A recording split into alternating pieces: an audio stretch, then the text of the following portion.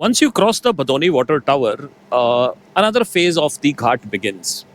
And this is a little bit different than Assi Ghat, because all of a sudden, where Assi Ghat was a very, very hub drum of activity, the next Ghat you will find all of a sudden, the activity going down by 90% almost.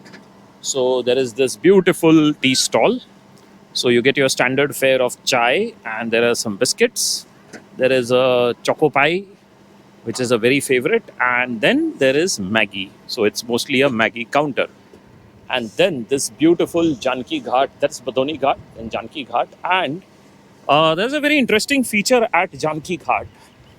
So, but before that, let us read this graphic. It says that just because I let you go doesn't mean I wanted to. Wow.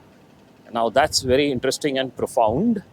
Yes, there are many situations where you have to let go of somebody because there are some extraordinary circumstances. Now, let me first explain this place to you.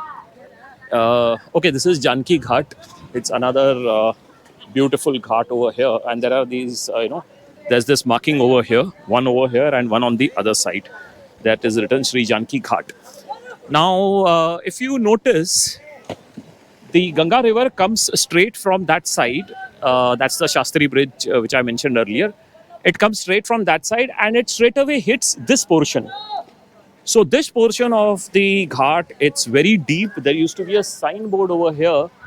I don't find that board here. There used to be a signboard over here that the water is deep. Please be careful.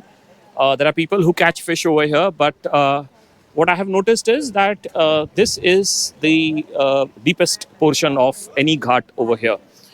So now, after this, there are these all these places where people come and sit, enjoy their evenings.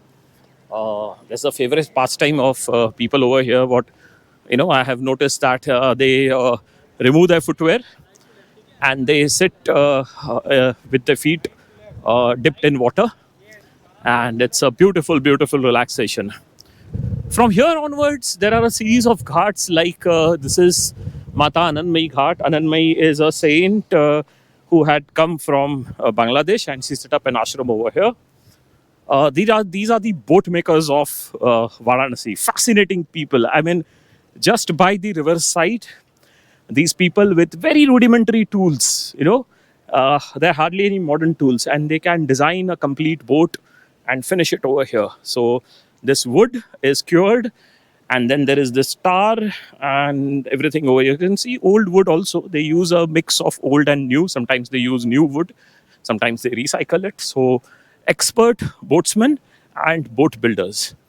And the reason why it is like that is because ahead is the Nishad Raj Ghat. After this one, of course.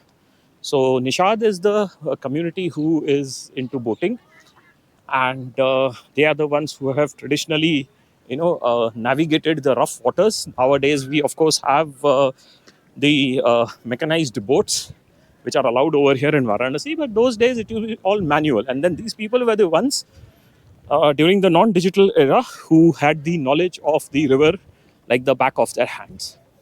So that's the Nishad Raj Ghat. And there's a Nishad Raj Mandir. Nishad Raj is the king of the boat people.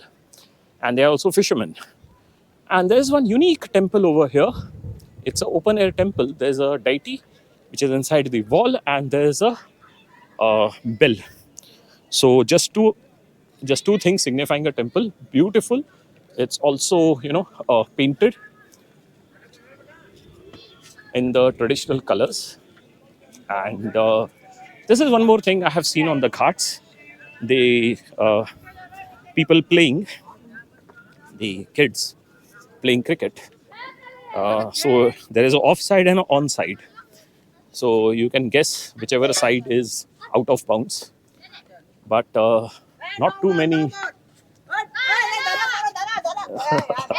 Okay, they missed their catch. Okay, so this is one more stretch where there are stairs. People come and sit over here. They come here during the evening time because the sun is behind, especially during the summers. And then they sit over here to enjoy the river banks, and right late into the night. So that way, if your question, the question which you're asking is it safe? Yes, this is the safest city of India.